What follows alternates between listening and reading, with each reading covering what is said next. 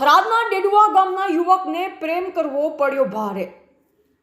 યુવક યુવતીએ રાજસ્થાન ખાતે મૈત્રી કરાર કર્યો હતો। 1 મહિનાથી પરિવારથી દૂર હતા।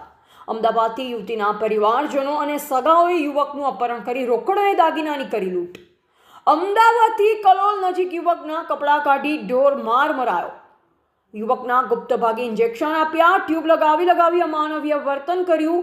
યુવકને ટોયલેટનું પાણી પણ પીવડાવ્યું। યુવકને લગ્ન કરી યુવતીના કપડાં પહેરાવી નાત નચાવી વિડીયો બનાવ્યો। થરાદ પોલીસ મથકે 12 નામજોગ અને 12 અજાણ્યા શખ્સો વિરુદ્ધ નોંધાઈ ફરિયાદ। થરાદ પોલીસે 3 લોકોની ધરપકડ કરી પૂછપરછનો દોર શરૂ કર્યો છે। ને ડેડુડી ગામ છે તેની યુવતી સાથે એમને પ્રેમ સંબંધ થાય છે અને યુવતીના કુટુંબીજનો આ યુવતીને પરણાવી દેવા માંગતા હોય છે। એટલે યુવતી પોતે એવું કહે છે કે મને મારા મા બાપ પરણાવી દે છે, પરંતુ મારે ત્યાં પરણવું નથી, જેથી કરીને મને લઈ જાય। જેથી કરીને હાલના ફરિયાદી છે એ આ યુવતીને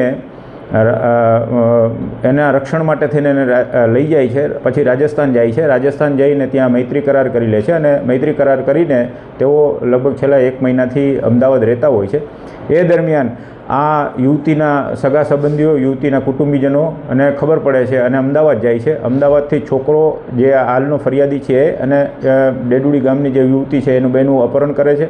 અપહરણ કરી અને લઈ જાય છે, યુવતીને દૂર કરે છે અને જે હાલનો ફરિયાદી છે એમને માર મારે છે, એમને ગોંધી રાખે છે, એવન એની પાસેથી બળજબરીથી રૂપિયા પણ પડાવી લે છે। આવું બધું કૃત્ય કરી અને એમને પછી એમના ઘરની બાજુમાં ત્યાં છોડી દે છે, જેથી 112માં ફોન થતાં 112 અમારા થરાદ પોલીસ સ્ટેશનની જાય છે અને એમને હોસ્પિટલે લઈ જાય છે। હોસ્પિટલેથી ફરિયાદ લેવામાં આવે છે।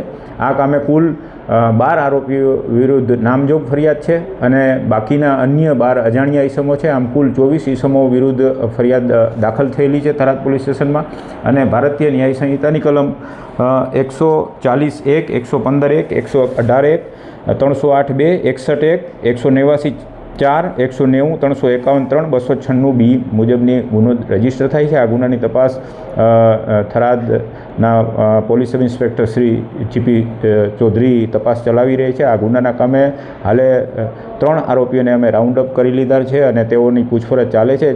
જે આરોપીઓ રાઉન્ડ અપ થયેલા છે તેમાં ઈશ્વરભાઈ ગણેશજી માળી, પોપટભાઈ દાનાજી માળી અને કરશન પ્રભુજી માળી, આ 3 આરોપીઓ અત્યારે રાઉન્ડ અપ થયેલા છે અને તેની તપાસ થાય છે। ગુનો ગંભીર પ્રકારનો છે અને આવા ગુનાની અંદર કડકમાં કડક કાર્યવાહી કરવામાં આવશે। જે યુવતી હતી એ પરિણીત હતી કે અપરિણીત?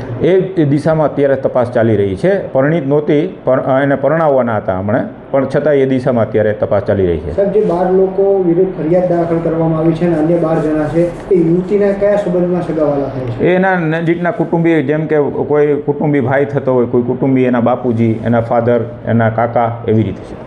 સાહેબ, આગામી સમયમાં પોલીસ કેવા પ્રકારની કાર્યવાહી? આવા હિનિયસ ક્રાઇમ છે। આવી રીતે કોઈને મતલબ દૂર કરવા અને આ એક ગંભીર પ્રકારનું કૃત્ય છે। આમાં કડકમાં કડક કાર્યવાહી કરવામાં આવશે।